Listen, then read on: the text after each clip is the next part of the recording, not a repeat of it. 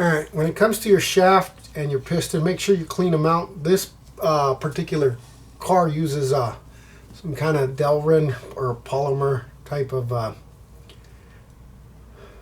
piston. This particular one has a groove on the side, and that's where the flow will go through. This particular piston has a groove on the side, and if you can see it. These shafts are standard shaft size, which are 3/16 in diameter. I'm sure you can figure out how to adapt them if you can't find them anymore. I don't know if they have or not. Here's a new Invader shock with a piston, and they actually fit. Oh yeah, they actually fit. So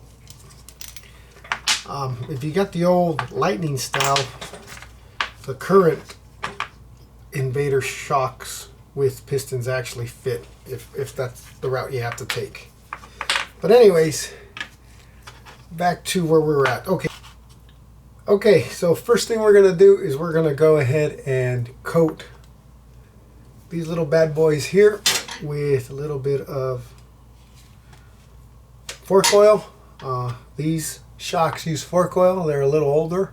I believe most of the newer shocks run on silicone. Don't quote me on that. So first one is the first nylon O-ring. There we go. Sits in. Nylon washer. Nylon washer, not an O-ring. This is an O-ring. And we coat this bad boy and we stick him in there. So nylon washer, O-ring, nylon washer,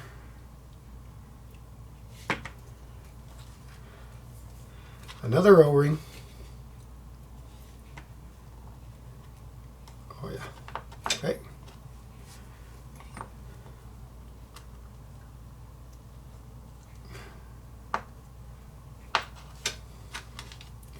Nylon washer, nylon washer,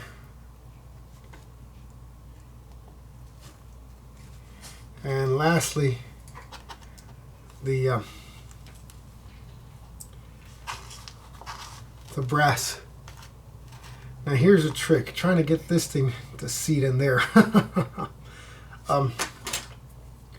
I have, and unfortunately it's going to be off camera, is a small press. And this press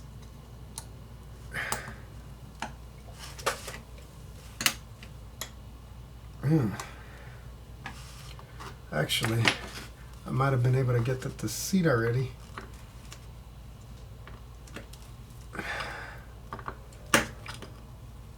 Nope, it's not seated.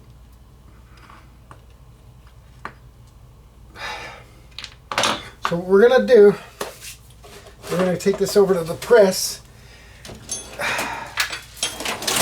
and we're gonna use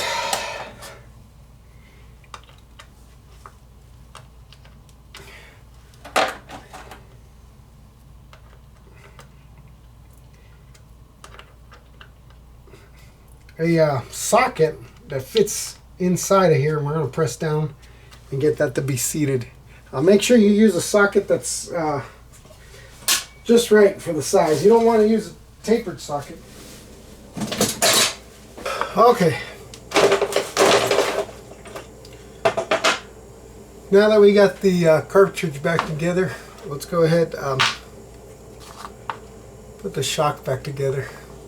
We'll put the shaft in, add a little oil, get him in there. Kind of thread them in.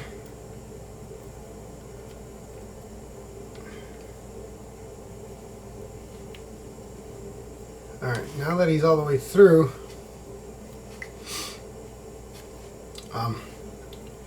we're going to go ahead and put the retainer back on and the bottom half. I don't know if this works or doesn't work, but I'm going to go ahead and put a little bit of Loctite on it. To be honest with you, I don't know if... I imagine it would work, right? But just a little dab of Loctite. A dab of Loctite.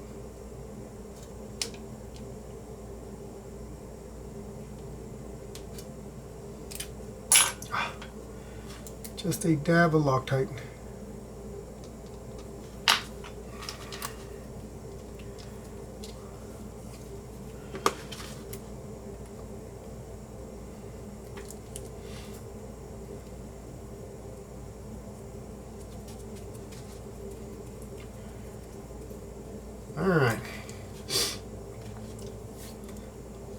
All right, now the refilling portion of this. Like I said, we're using fork oil. We're going to go ahead and just fill her up to about where the threads start.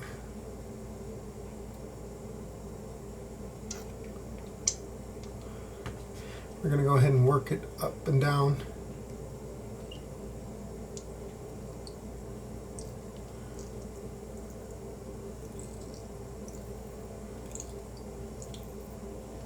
We're going to do that till all the bubbles are gone. Alright, we'll let this set for a while. And we'll put it on the rack. Alright, now that it's been set for a while, we're going to go ahead and top it off.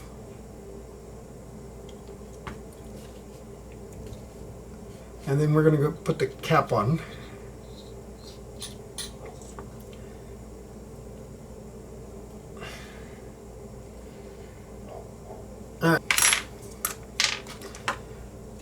Okay, once you got this back together, we're actually going to put a little funnel on this thing. This is a syringe. I got this at the hobby store. It's an oversized syringe. And we're going to go ahead and add a little bit of oil. And we're going to go ahead and we're going to work this back and forth.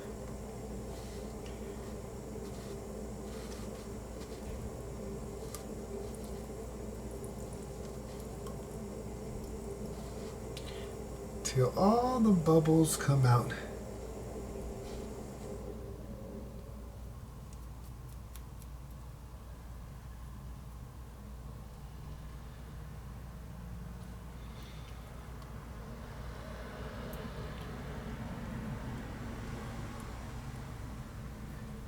Alright, and what we're going to end up doing here, once we're happy with that, go ahead and compress the shaft all the way in. So what ends up happening is the shaft itself, you know, is 3/16 in diameter, and say it's about 1.5 inches or so lengthwise that goes into the shaft. Well, guess what? That's actual volume that must be displaced. The smaller RC cars, they have the little bladders on the top, and those bladders will collapse, right? So that's where the added volume is compensated for when you compress these. But these don't have any bladders, so when you're pushing a shaft in, it's not a matter of just getting past the fluid, but once you're inserting this shaft, that's also added volume that has to be compressed in there. So the fluid, the hydraulic fluid here, isn't going to compress very much, so you're not going to get it. So if you try to do it, if you try to close it off right here, this is completely full with no air at all, and you shove this guy in, it's just not going to work. It's going to have hydraulic lock, boom, and it just won't collapse. So push it all the way in. Put the little cap on here, and we remove this guy, which is always a little bit of a mess. That's just the way it is. And we go ahead and close these off.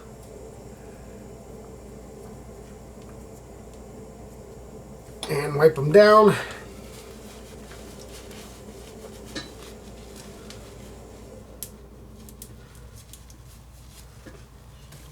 And now he completely extends and compresses. Perfect. Again, if you're used to doing the smaller scale RCs, you'll see where they'll be able to compress it and then you get some rebound. Well, the reason why you have rebound is because of the bladder, and the bladder will have air above the fluid. So when you compress it, that bladder will collapse, but the air pressure will push it back. Usually it depends on how you set them up, but not with these. There shouldn't be any air in these, so we'll put the spring back on there. Remember to oil the inside there of the O-ring. And when you're putting these back together, you want the O-ring collar, the shock collar, just to kiss shock. There you go. No preload. No preload on that spring. Alright, that's one fully working shock.